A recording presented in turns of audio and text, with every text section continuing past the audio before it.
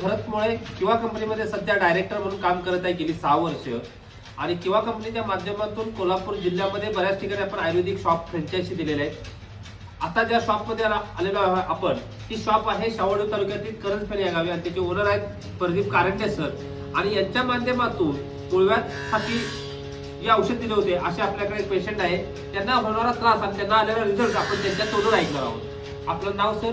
नमस्कार, माझं नाव भगवान विठ्ठल पाटील करेज पेन या गावी आहे आम्हाला.